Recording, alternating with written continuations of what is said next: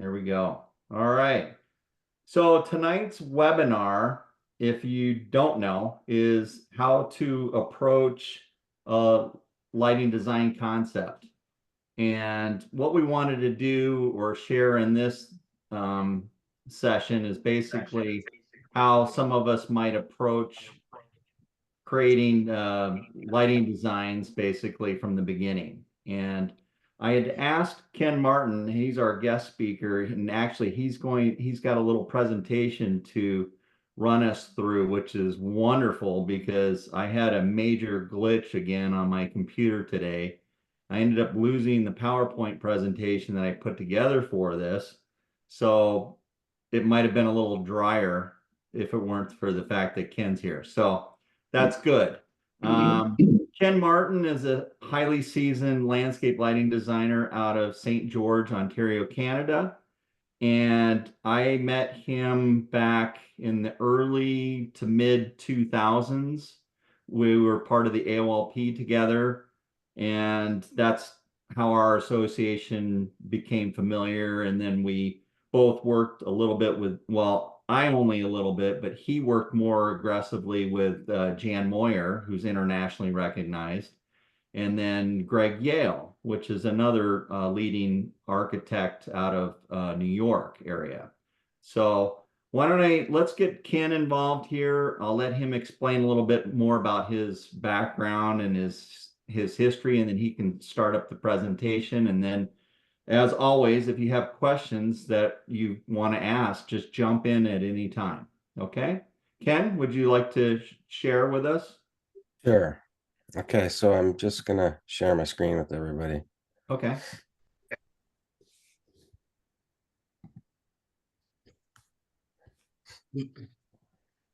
Okay. So as Mark said, I'm the owner of my company, although it's probably a pretty crappy name over the years, but it's stuck and I didn't want to change it. So, but it's Copper Expressions, and I typically just say landscape lighting by Copper Expressions. So, I'm an electrician by trade, and I worked in the industry for many years. And in my spare time, I kind of started working outside and thoroughly enjoyed that. And then I decided to muck around with some landscape lighting, just around my house. And when I first that's when I first started developing a little bit of a passion for it. And I understood at that time there's going to be a huge learning curve here if I really wanted to kind of move forward with it. So I was a sponge and I soaked up as much information as I could from all the people in the landscape lighting industry. AOLP, back then it was Jan's class. There was online forums. There was just so many people. I had a few people here in Ontario. We joined Landscape Ontario. We have a group here, which is huge, but they have a lighting division. So I sit on that lighting commodity group as well. So back in 2010, I took a class at Jan Moyer's. And then kind of from then on, I was kind of volunteering my time and mentoring as that whole kind of program tried to blossom and went on. And so I eventually started opening up my own business. Essentially in 2009 is when I first started. And I knew I needed that design training or help with it. So that's what made me take that course. So after the course, of I got to know Jan pretty good, and then there were some other people there. So I actually put my business on hold for about 2 years and followed her around. I was her shadow, is what she used to call me.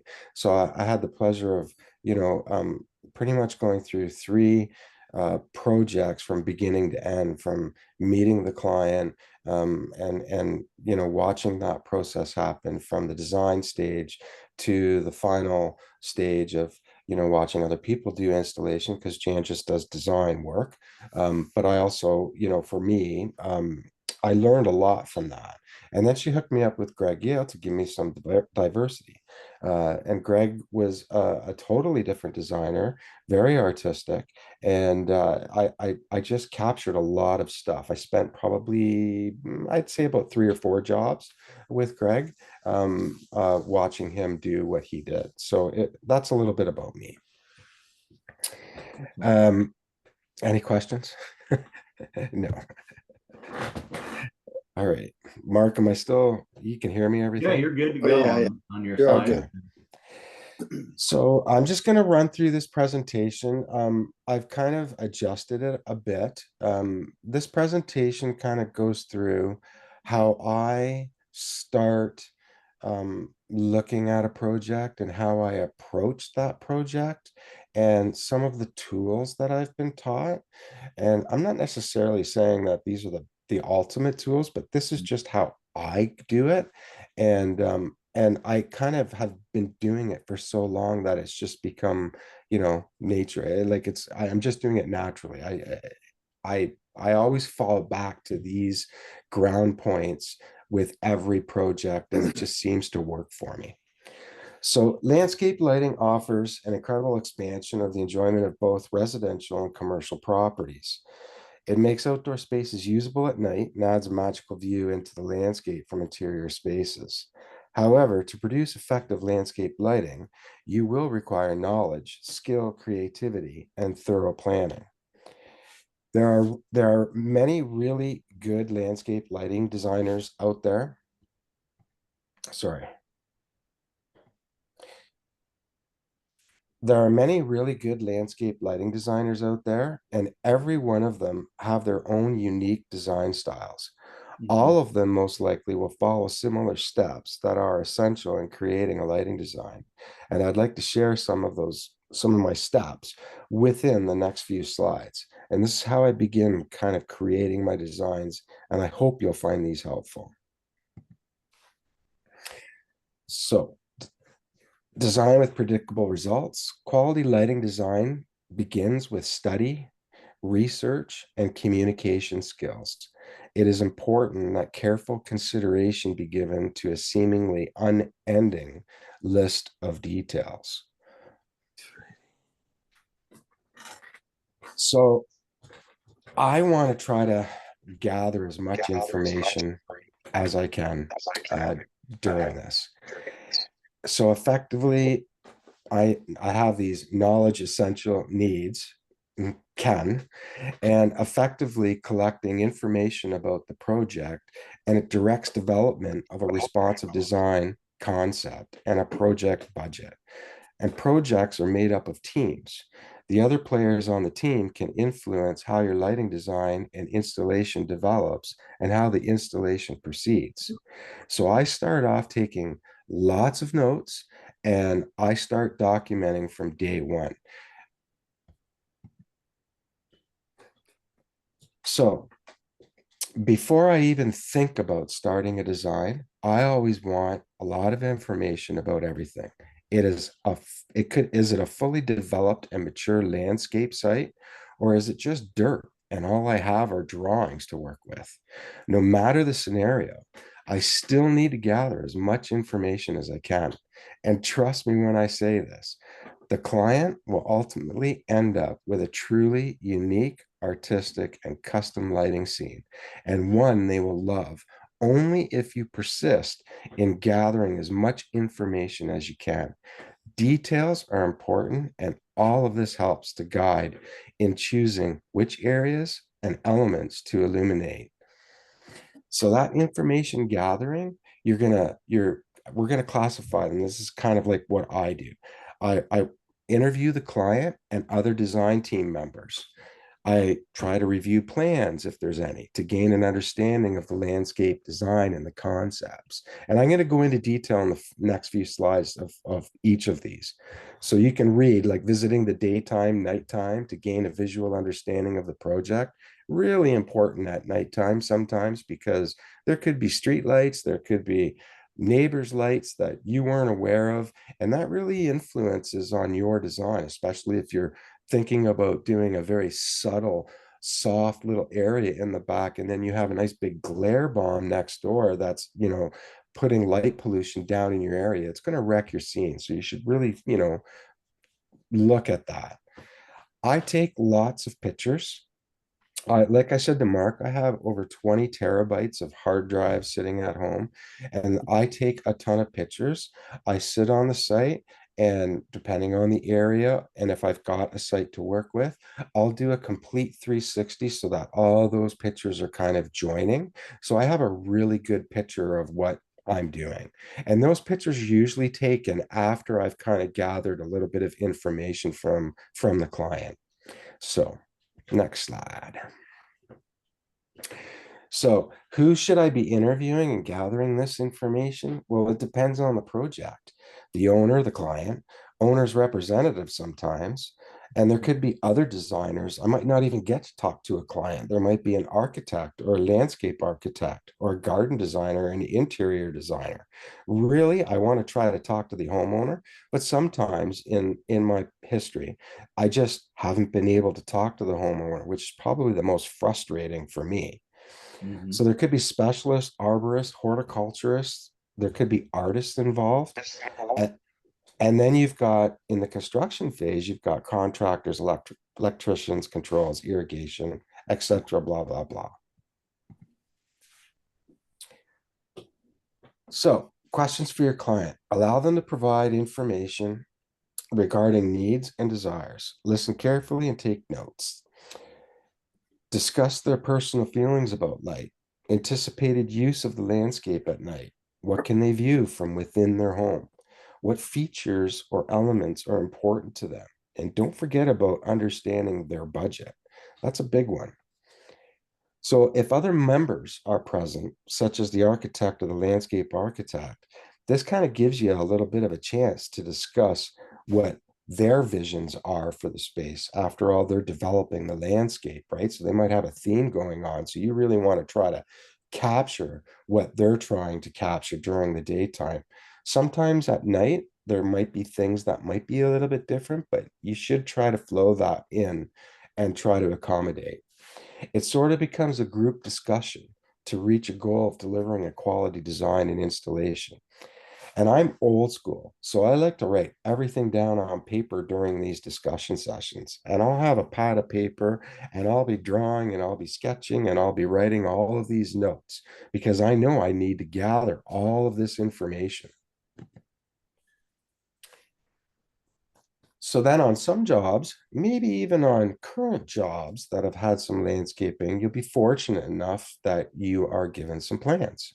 And you could get a site plan, a demolition plan, grading plan, all of those different plans. And all this information will help you to create your conceptual landscape lighting design, safety, special features within the landscape, elements, light levels, techniques, fixture choice, along with accessories, and power distribution and power requirements. Many of my projects have always involved other players, and their involvement occurs at different stages of the project. For example, I know that I'm going to require underground raceways for power distribution for the lighting system. So I want to ensure that I educate them and inform them before they actually begin building walkways and planters and retaining walls. Conduit and piping is a relatively low cost, so I always ensure that that there are lots of them going in and documented on drawings with measurements so that we know where to find them. Usually I get them to stub it up if we're doing like for landscape lighting. And I can't tell you how many times that I've done this and I'm there working and the irrigation guy will come in and he'll be using a sleeve and no one else thought about the sleeves. And what ends up happening is that after the project is all done and completed, people are kind of coming up to me and saying, "Hey, do you still have those drawings with all those pipes in it? We're adding something here." So that's why it's really, really important once you've kind of gathered that all that information that you start documenting from day one. So what I'm going to do now is I'm going to show you a technique that I use, and then I'm going to run through two or three projects, and I'm going to show you how I applied all of that gathering of information before I even started the design. I want to show you visually that you need this information. Otherwise, you're just going to be in a pickle, and you might have to call back, you might have to do that. So I want you guys to kind of learn from my mistakes. And so I'm trying to present the best way that works for me. It might not work for you guys, but this is what works for me, and take it as it is. So design with predictable results. So I'm going to use project examples, as I said, and the first project example describes a design technique that I was taught by Jan, and I still use this today. It was so helpful in making me understand just how important light levels are. And at this point, I've pretty much gathered all the information that was offered by the clients and everybody else. And now I know I need to think about all the items on the slide.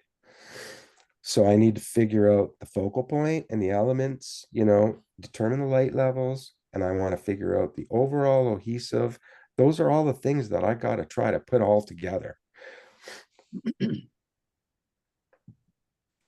So here's a daytime picture of an area that the client expressed security concerns because of the street on the left. The client also routinely walks in this area towards the large urn. There is a hedge behind a couple of steps just in front of the urn, but you really can't see them here. This lighting system was installed many, many years ago by Jan. And so these are Jan's pictures, and this is kind of an example of Jan's technique. So I just want to make sure that you guys know that. Some of them you might have seen it. So I take the daytime photos, okay, that I take of the areas that I think that are going to be important, and I'm going to print them. And then I take tracing paper and I trace the outline of all the different areas, the grass, the trees, the building, and the urn. And now I spend a bit of time shading in those areas. For me, this really helps me in visualizing what the light levels will look like before any fixtures have even been chosen. So as you can see, all the number ones are the lightest shade, are the lightest shade or the highest level of light, and down to 4, which is the darkest. Okay, so I'm going to go back here. And so we're going to show you that number 1 is the brightest illumination. Okay, and then as you get into 4, which is the grass area, we're toning it down. And we don't typically want to have any more than a 10-to-1 ratio between number 1 and number 4 in light levels. So this slide is showing numbers dictating the light levels in calculations of Lambert's. But to aid in determining the proper levels of light, I was taught to really pay attention to the color of everything that will be lit. Remember, the green grass, the dark green hedging, the light green leaves on some of the trees, and the urn was made of cast with a beige tone to it. I learned very quickly from my mentors that you have to understand and think about how much light will be reflected and how much light will get absorbed. This took me a long time to fully grasp. Once you understood and know what to look for, it's pretty easy choosing your light sources and the correct light levels to make it work. Now we can determine where to place the fixtures, choose the color temperature. And so these are just examples of what Jan does. Sometimes I do hand sketches with the same information and the way I've got it to tell me where I'm going to kind of put the fixtures. And of course, on a new job, that's a lot harder. This was kind of an existing job. And so at this stage too, we've already determined our power distribution and all that other stuff, but we're just focusing, on this right now. This is just the technique. Okay. And this is it finished. So now you can see the results when using, and it's an older picture because it was taken back when we didn't have digital cameras, but you can see that the brightness levels of that urn are a little bit higher. I think the trees at the left and right sides are a little bit brighter than what they are visually, like when in real life. But that urn is number one. You can see that the grass level is number four. And so we've achieved our kind of our goal when we did our client talk with these people, because they, or when Jan did the client talk, is that they, remember the street was on the left. They were worried about security, and they walked down this little pathway, and there's little steps going down to that urn, and then there's something going into the right, into the backyard. So she's achieved that kind of goal from the information that she's got.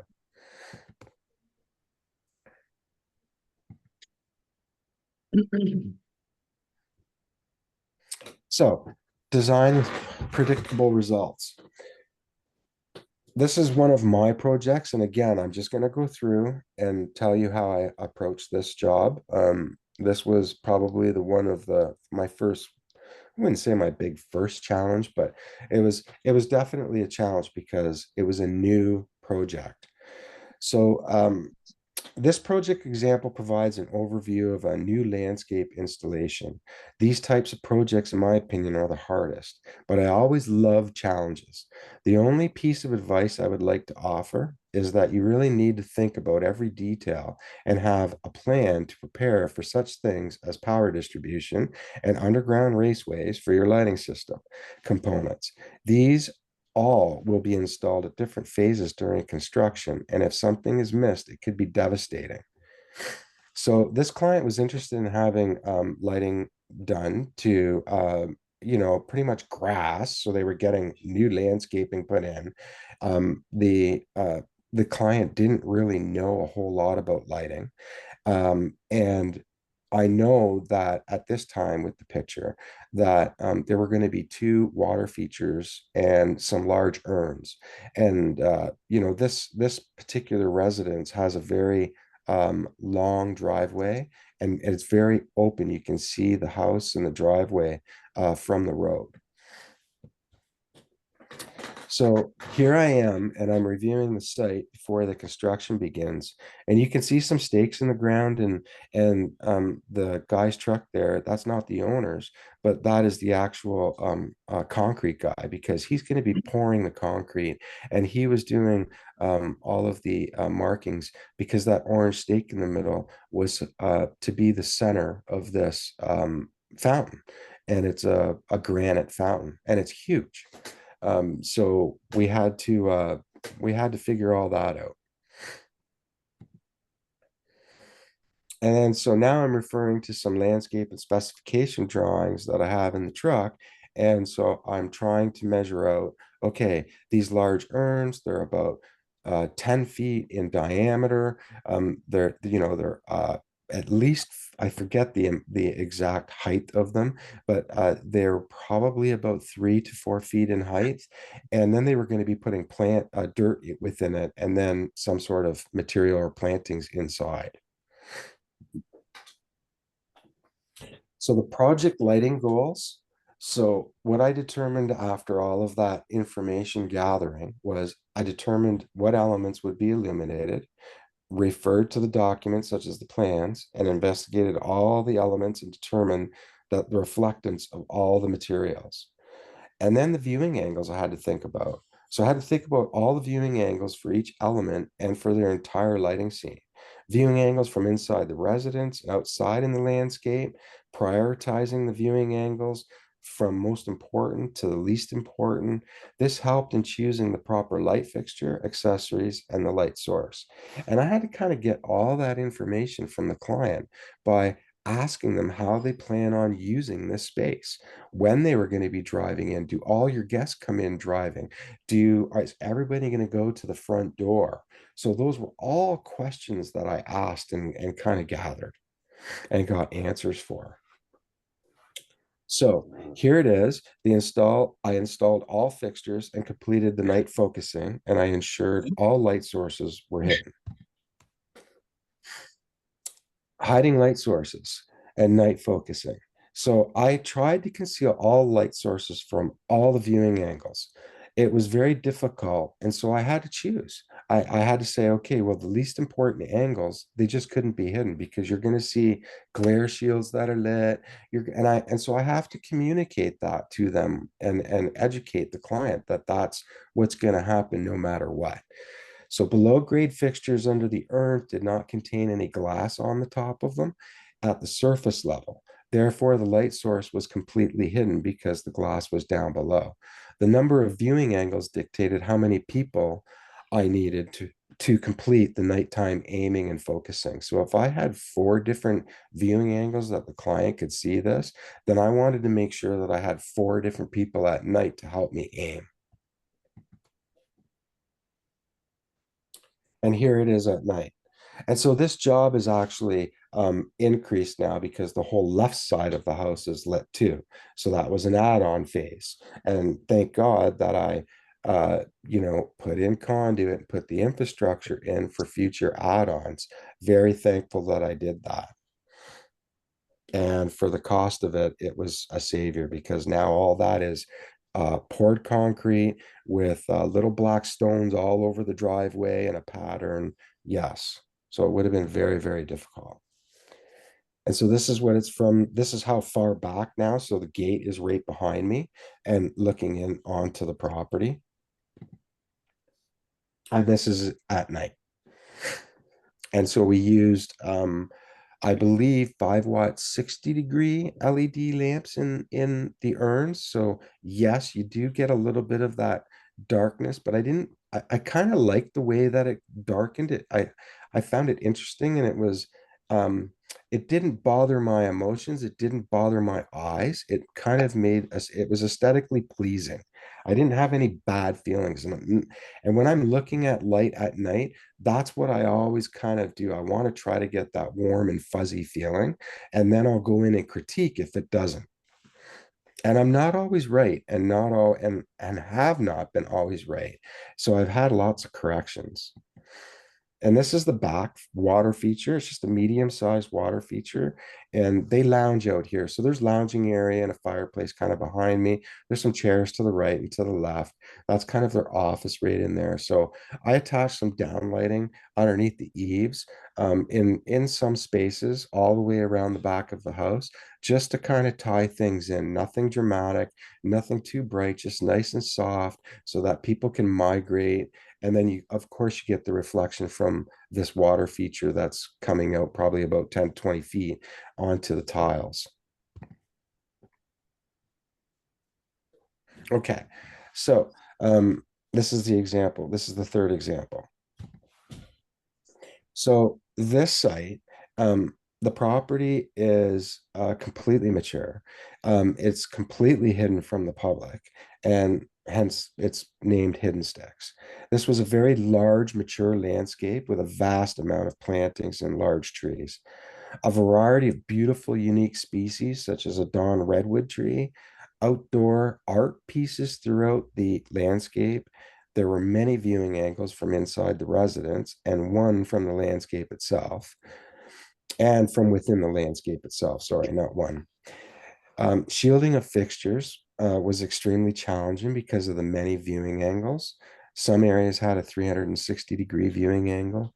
Accessories such as adjustable extensions and straight cut-off bezels were required because of the amount of perennials that were within the garden areas. This allowed to raise them in the spring and lower them in the fall during maintenance visits. It allowed me to do that. So I had to sell that to them. And it incorporated a lot of downlighting.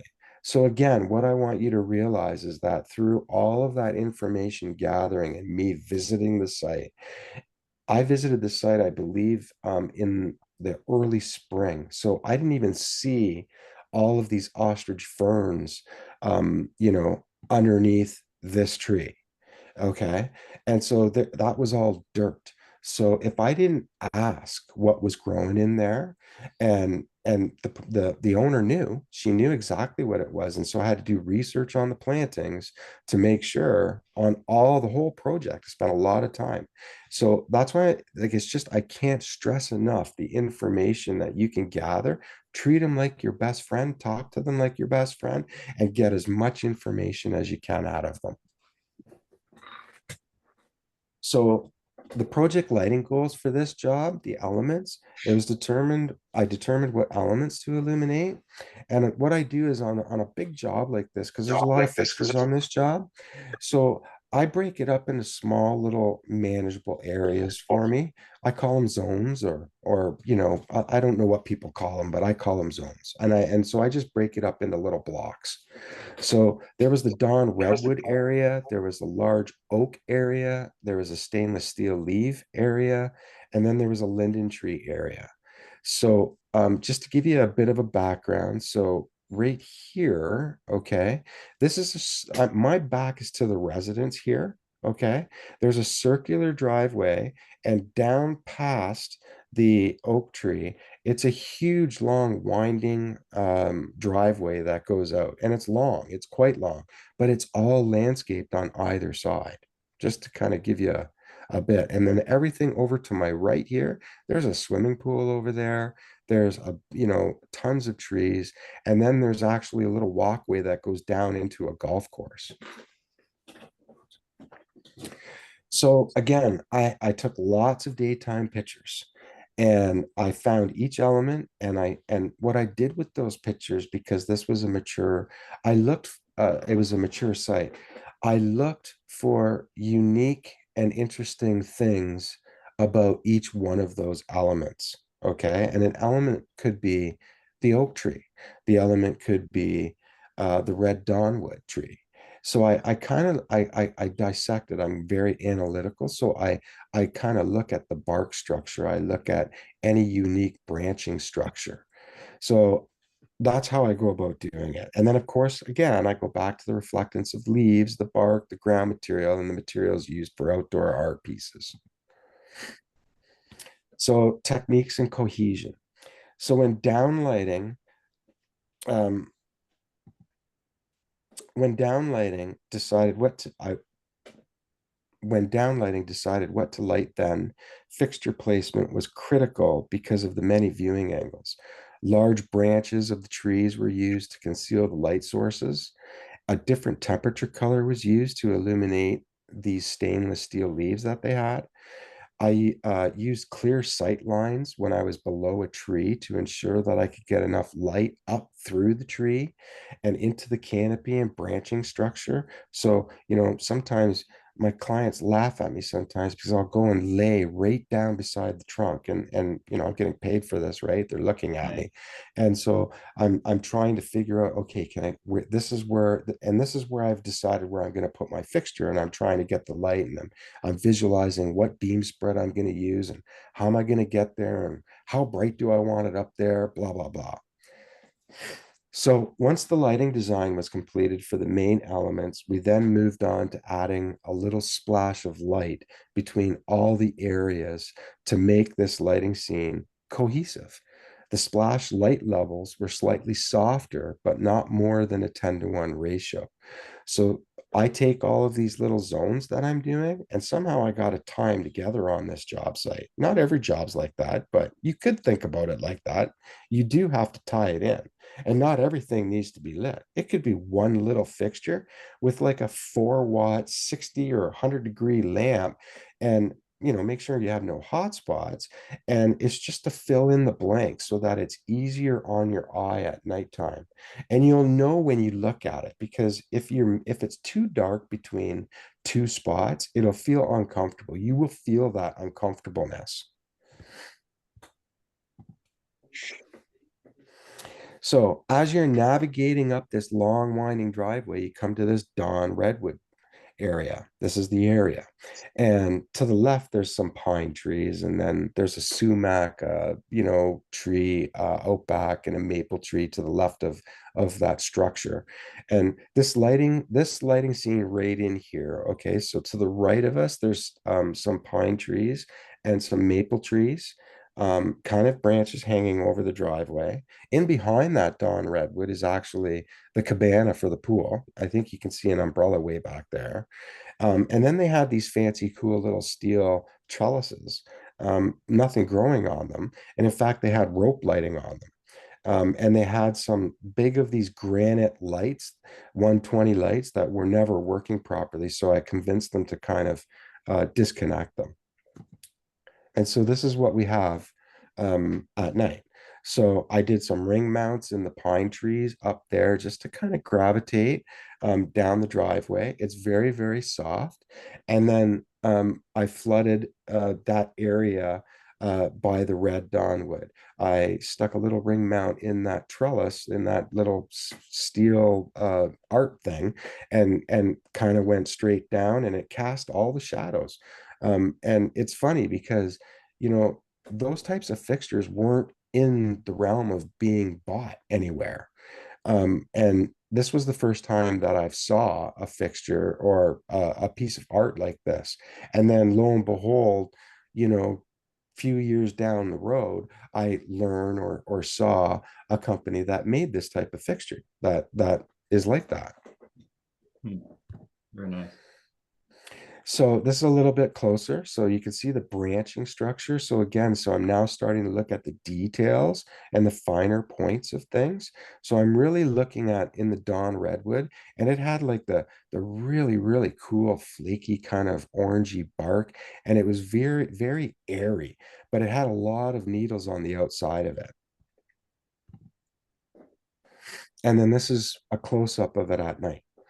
So you can see how I'm trying to draw your attention as they drive by. You're going to see that bark structure, and then I graze the outside of the entire tree. But the reason why this picture is I'm just showing you that, you know, there's some unique bark uh, branches in there. There's some a unique bark. The bark is actually interesting to look at. Mhm. So looking back at the Dawn Redwood area now, with the residence behind me and the very large oak tree to my right, the garden bed under the tree contained a vast amount of ostrich ferns. And this is how you would see it. So I added one downlight to the left. I continued with my ring mounts on some of the branches overhanging the driveway because it was important that they wanted some light, because I guess they take their dogs and they walk down there. So they wanted some light onto the driveway. And in this big oak tree, I have at least 4 to 5, at least, I can't even remember how many, downlights way at the top coming down. I actually used a zoom boom to get the fixtures up. And we talked about that. And so I educated them that, hey, you know what? I'm going to put some of these fixtures need to go in trees. Do you realize the maintenance and how often we're going to have to do that? That's going to come at a cost. That has to be part of your budget. I had to educate them. That was all part of the original information gathering and sharing of information with these people. Very nice. So large oak area, the ostrich ferns, and then they have these two really cool, interesting stainless steel leaves. And they're really neat. And I had to light them. So this is what we ended up, what is what I ended up doing. And I'm like Mark, right? So I'm by myself. So thank goodness they had some infrastructure. They had all the power distribution through this whole place. They had receptacles everywhere. They did have a current lighting system, but it was in shambles. And so I replaced everything, including all the wire, because all of the connections and everything, it was just destroyed. So everything got new wire and new transformers, and all the outdoor receptacles, thank goodness, were controlled by the Lutron system. So it was very, very, I lucked out on that. Wow.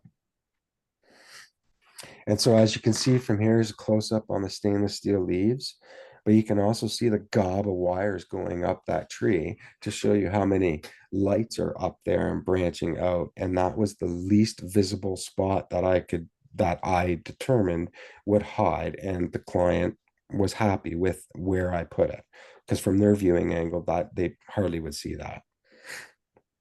Mhm.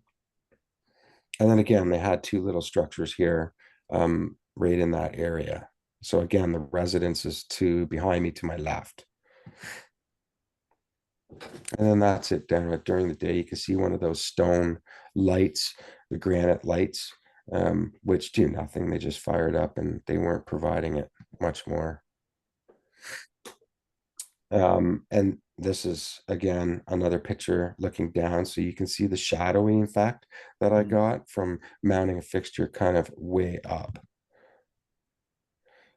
This was an interesting thing. The client was actually, they had some ice damage over the winter, and the client was actually thinking of putting prosthetic limbs on this white pine because she loves it so much. She Mhm. didn't end up doing it because she got the cost of it. So, but they had a little barbecue area here, and this was like a little niche area that I kind of just lit up for them, not using too many fixtures. But again, some down lights, and I actually put something on his barbecue, like on the, he's got an outdoor countertop out there, so to give him light and a switch underneath, and we switched it, and it's just a low voltage light. So so this now, the barbecue area is to the left and that sitting area there, and this leads down to a golf course, and it's pretty steep going down here. Okay. And so he doesn't take his cart there, but he does walk to the clubhouse from where he is, or he did, anyways. And so to the right is the house, and right to the right, they have kind of like a pretty big picture window inside. So again, when I was at the house, I took pictures from within the house, and I went to all the windows and took pictures so that I could see what I can see outside. I wanted to see what I can see. So um, this is how I kind of done it. So there are a total of 12 fixtures in this one area. There are 5 hanging ring mount fixtures. There's 3 in the large tree and 2 in another unlit tree further behind to illuminate the stone staircase going down. The remaining 7 fixtures are all ground stake mounted uplight fixtures, and all light sources are LED 5 watt with varying beam spreads from 40 to 100 degrees.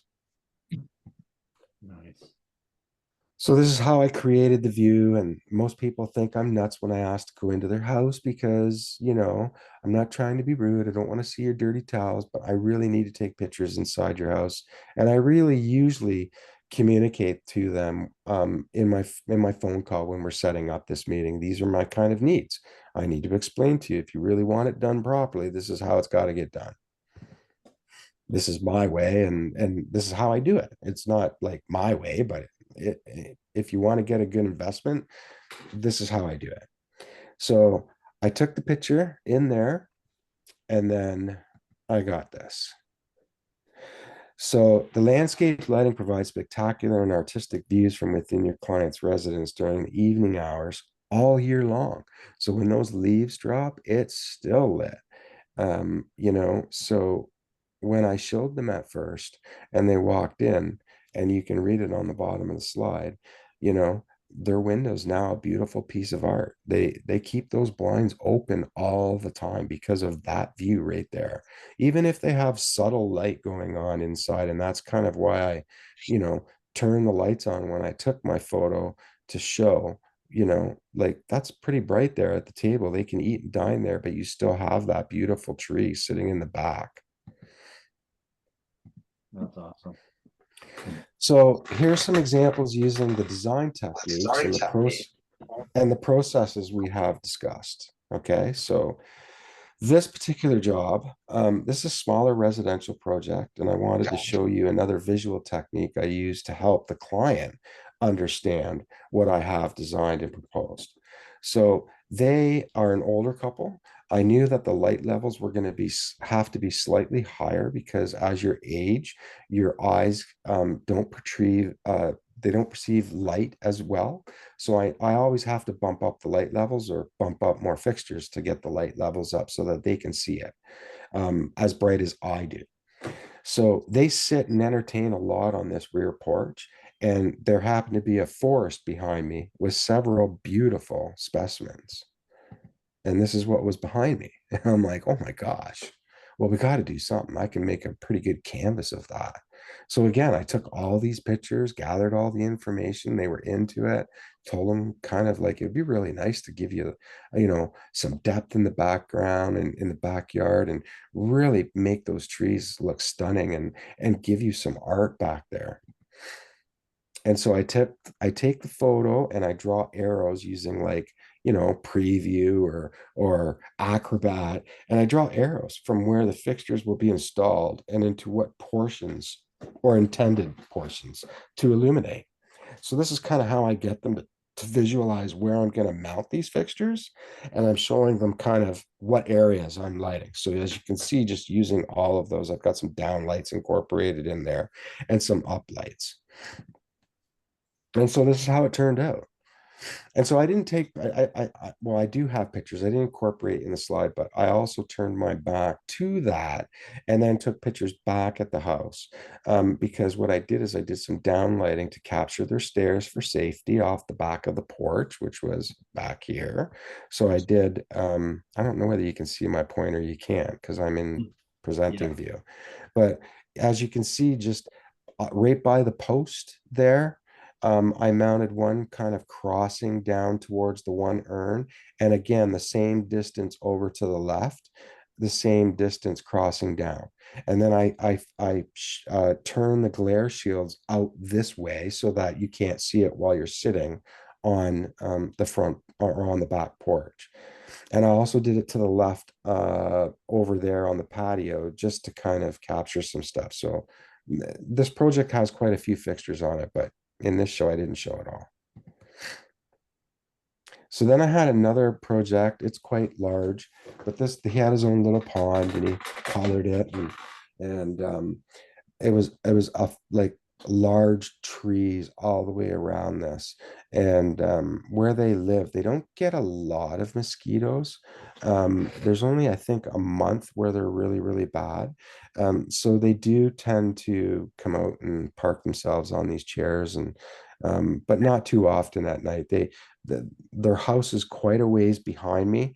And so they have a sitting area back there that they usually sit in, and they look up. And so I illuminated all of the upper trees all the way around the pond, but I intentionally um, so I should just read my notes here because I'm getting off topic. But this picture is taken from the shore of a large pond in a client's backyard. There are several large trees surrounding the entire pond area, which I illuminated. This area where the red chairs sit, I left in darkness all around. So I didn't incorporate any uplights going into the trees. Okay. So the back of the house and their outdoor patio area is almost 200 feet away behind me. I thought this would be a good focal point to draw their eyes into the lighting scene. And so one perfectly placed tree mounted downlight is illuminating these chairs. The subtle light you see at the bottom of the picture is from another downlight located in a tree, which is on this side of the pond. But the rocks, the chair, the one side of that far tree, that's all done with that one downlight. And it's amazing. I look at downlights because you can go back to the house, and I always say, you know, I could have stuck path lights along a walkway, but anytime that I get a chance where I don't have to use path lights, because I could incorporate, I mean, I guess from a business standpoint, I'm pretty bad, but I look at that walkway and I think, well, geez, I could cover that walkway with two downlights rather than five path lights, Mm. right? And I like the look of it a little bit better. So this is just another project, one of mine. This is the first time that I was attempting to do some strip lighting, LED strip lighting. So I decided to use it. And the bonus was the planters, silhouetted them, got a beautiful reflection. I lit up the bushes that were quite young in the back. There's a lot of fixtures within this scene. The Japanese red maple, I believe, has 9 fixtures and 3 ring mounts in that Japanese maple. So all soft amounts of light, right? All wide degree beam spreads, 100-degree deep beam spreads, strategically placed around with risers because there was hostas growing underneath it. And so here's that pool cabana. The pool's to the right. That Japanese maple is to the right there. And they had that large maple tree in the back. And then they had all of those. Um, uh, uh, I can't believe I can't remember the name of them. Someone help. They're always bad for ticks. They're green. They're like an evergreen. No one knows. Brain is blown just by all the plant species you've named. Yeah, okay. So anyways, I used a 4000K temperature color all back onto those evergreens. That's pretty bad when I don't know the name of them. Okay. And this is just kind of balancing light throughout a project. I found, this is a traction light fixture. I had a client, I had to light that totem pole. He's got a fountain there with a staff. They're native, Indian native. So we made these custom bowlers with a bear, a turtle, and a wolf, and had them all cut out. And they're lining the driveway. So there's quite a few of them going down on the opposite side, alternating, and then I lit the forest area in the back for them. So that was kind of a really cool project. And that's all I got. So I guess I can stop sharing. Very cool. Wow. That's Thank awesome. you, Ken. No problem. Yeah, that was, I mean, I well, go ahead. Yeah, I hope that I didn't get off too off topic, but what I was trying to do is pull together and how important it is for everybody to understand that information gathering session that you first meet your client. You really need to get your brain involved in the landscape and really need to figure out where and how you're going to approach. I can't stress that enough of how important it is. It's helped me and I've been very successful proceeding forward. It makes it really easy to start that design. I thought, can't, I mean, it's brilliant. I still go back what you started with. And I think that project that you described, I guess that you worked on with Jan, where you took your picture, and it makes such perfect sense to create the level of light. Because in my mind, when I'm in a project, I think of it as what's interesting to me, but I've never looked at it like you said, the ratio of light levels, that this would be more reflective. So this would be a one, or this, and putting it in something like that is brilliant. I Yeah. love that approach. Yeah, that's good. So, Greg, Yale, on the other hand, um, he had a very fascinating point. He uses way less fixtures, and I don't even know how he does it sometimes. I still don't know how he pulls it off. Like, I've seen him do a spectacular lighting scene with three fixtures. And like it's like this bridge going over like a little waterway, and he just like used three fixtures.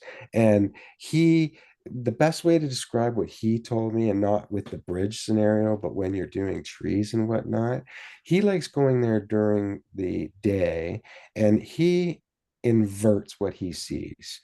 So if he sees where sunlight is and where the shadows are, he wants to light where the shadows are.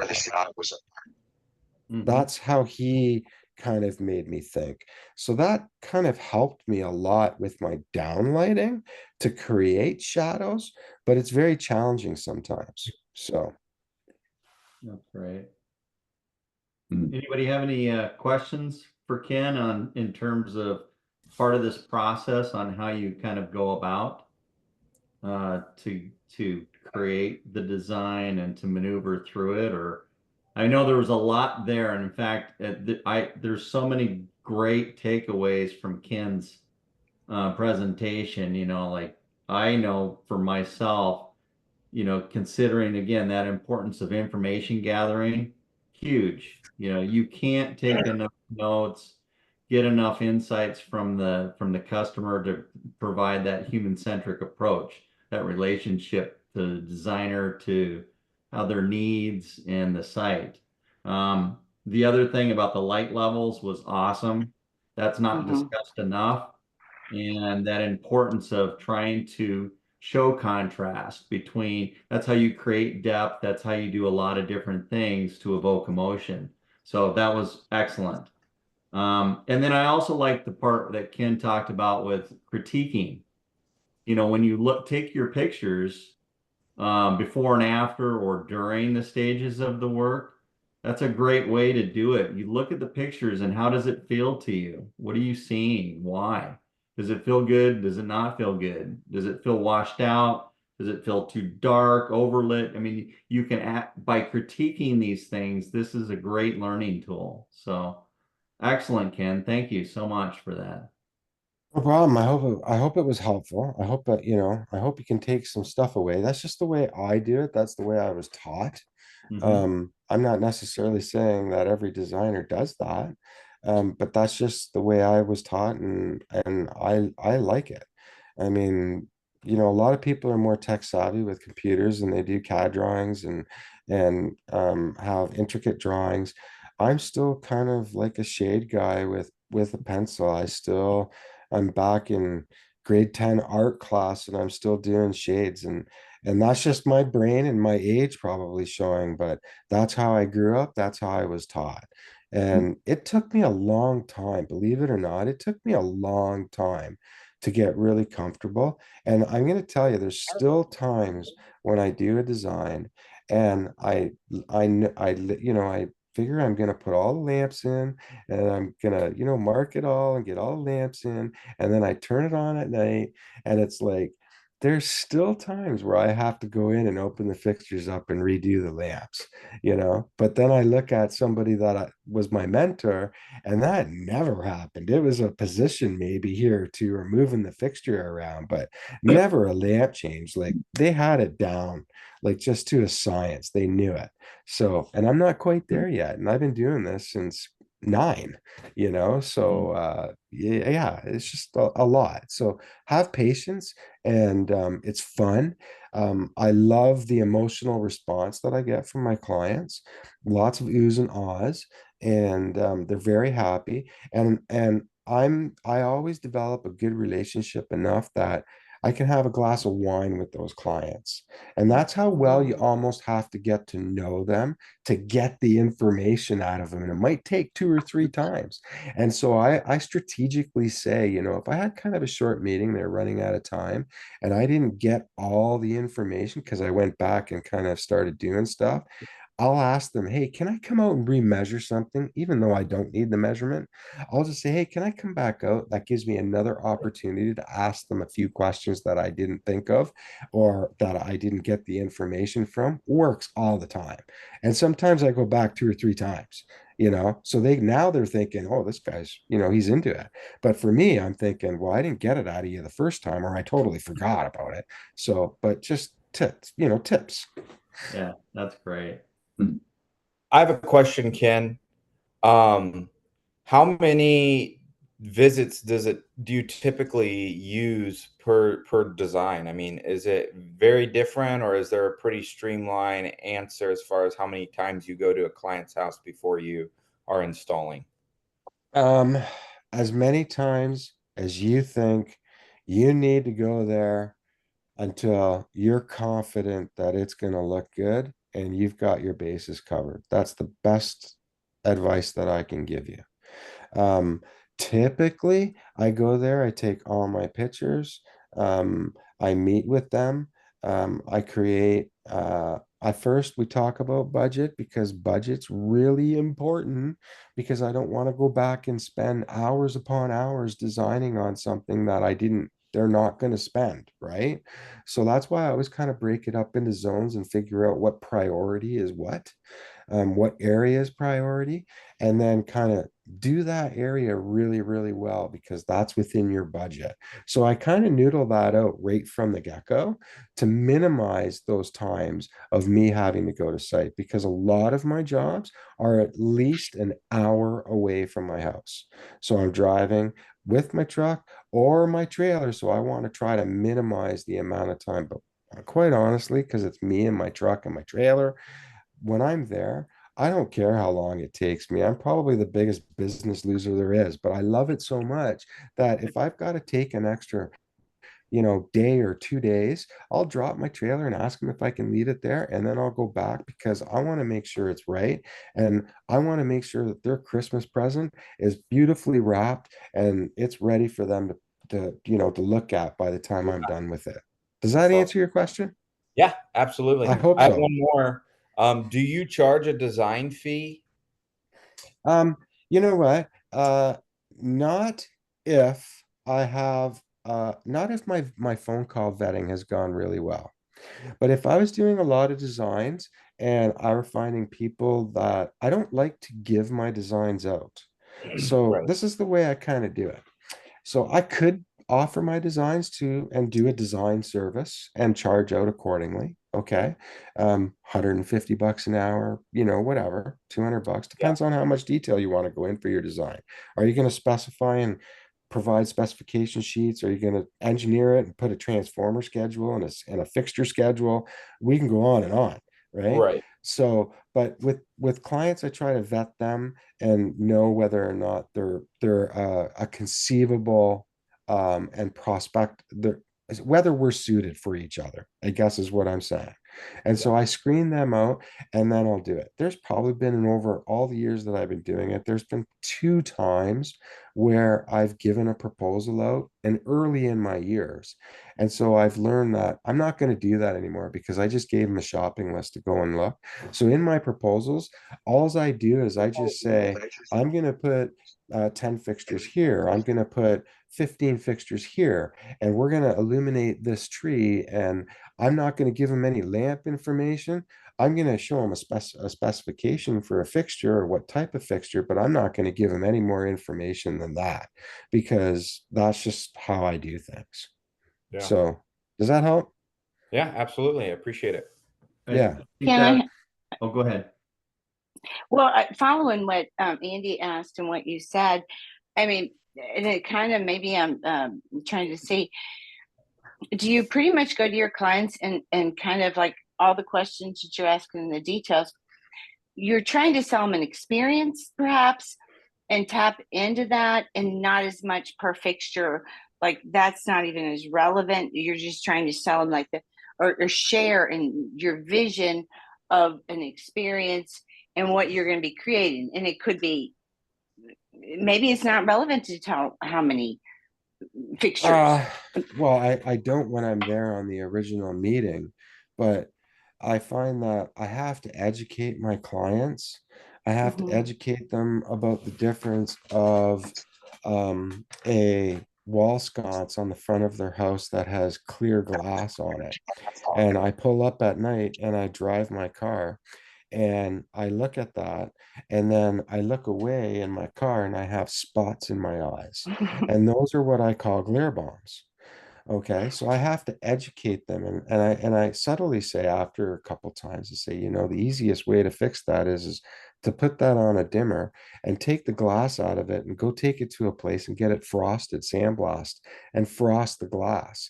And then now you're not going to see and get that glare. So I have to educate your client. You have to really educate them to what you do and make them understand that all outdoor lighting systems require maintenance. This is an investment.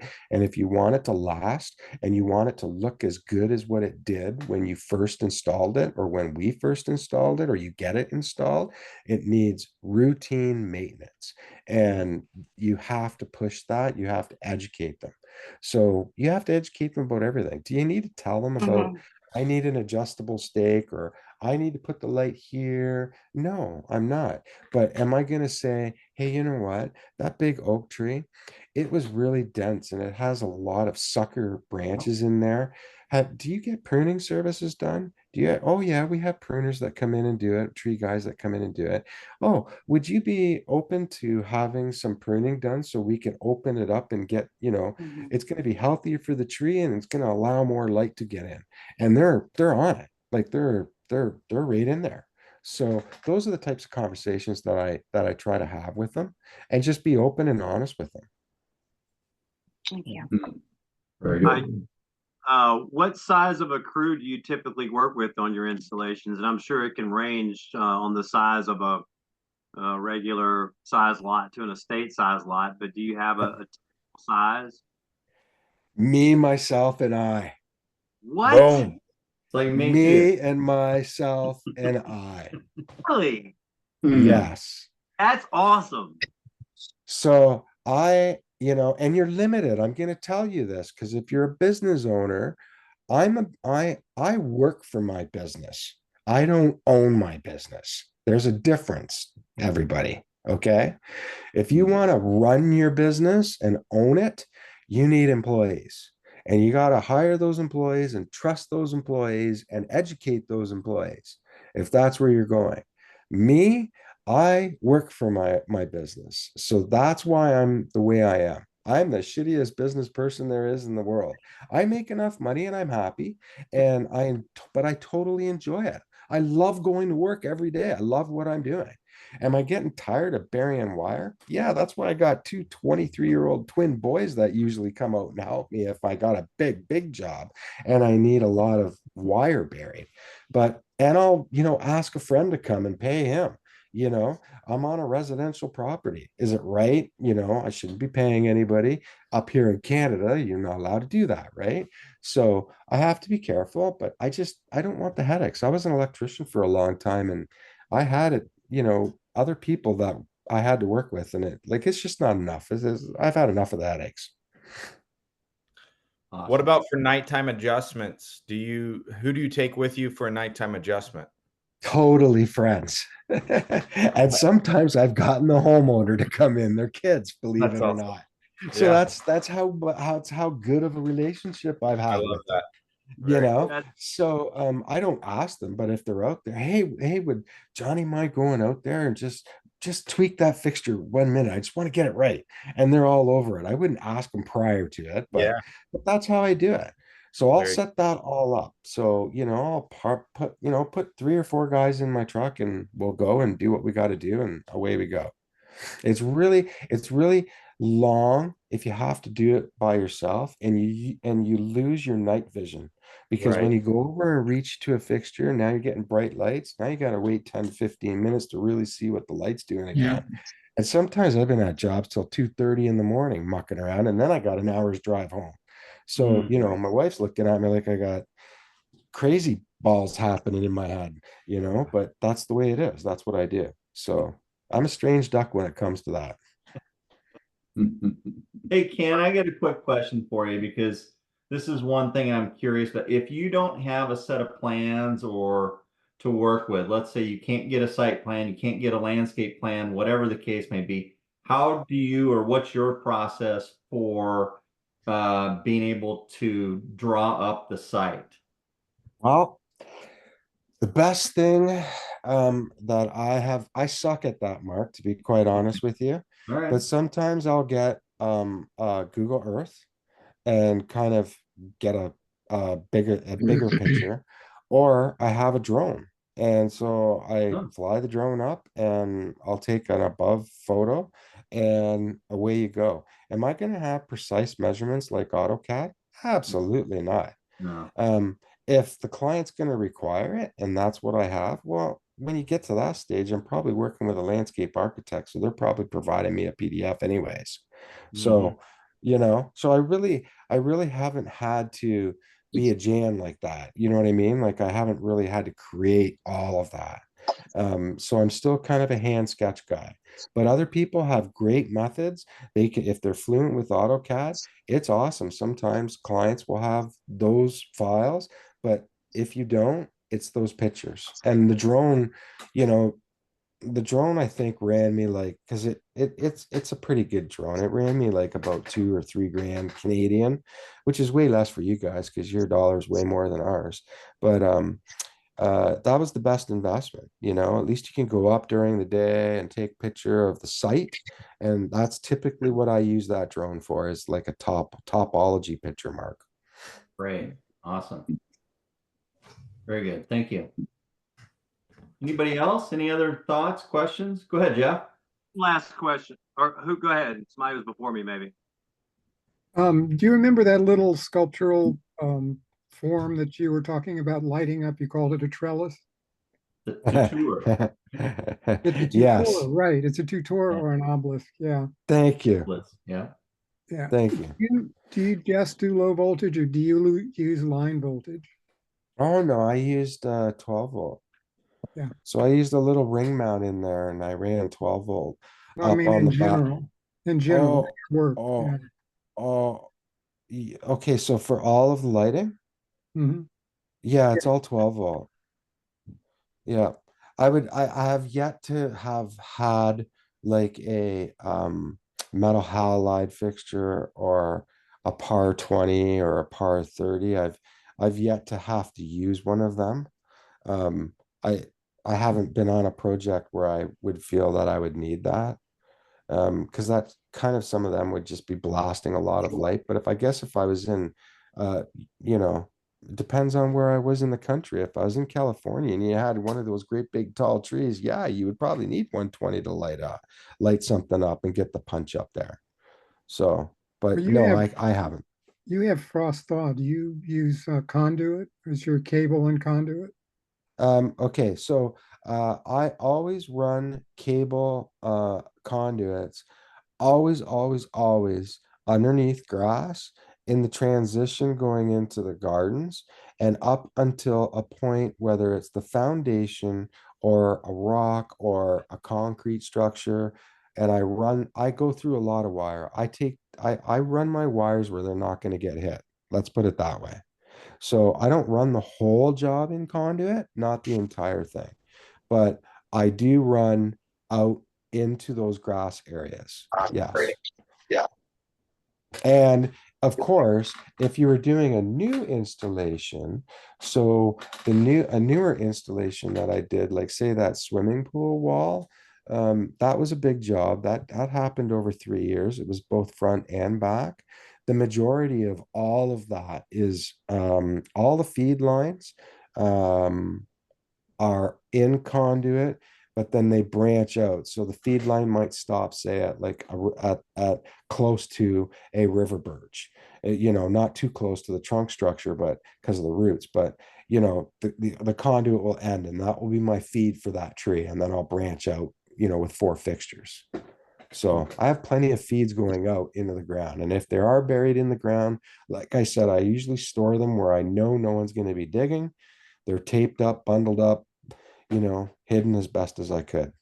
Am I the best at it? Well, you know what? I haven't had any issues whatsoever with any damage and any connections since I began. So, knock on wood, I guess I've been lucky. Question guys- that I was going to ask was Oh, going to potentially go ahead. occur to Jeff's question, but when you get into positions where you need 120 for a transformer, are you just subbing that out to an electrician to get your 120 to those areas? Wow. So I'm an electrician by trade. So, but listen. So up here in Canada, all right, you need what they call a master's business license. So I have not pursued my master's business license because they want $800 a year for a master's business license, and for the amount of 120 electrical work that I do, um, I just didn't find it uh, useful. I didn't find the need to do it.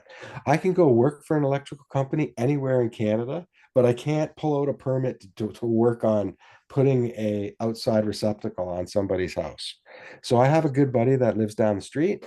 Have been friends with him for a long time. He owns his own electrical company, so I get him to do it. And on other jobs, where I use, say, below grade transformers, that job with the pool in the wall in the back. Out front, we used Qtran transformers in the ground.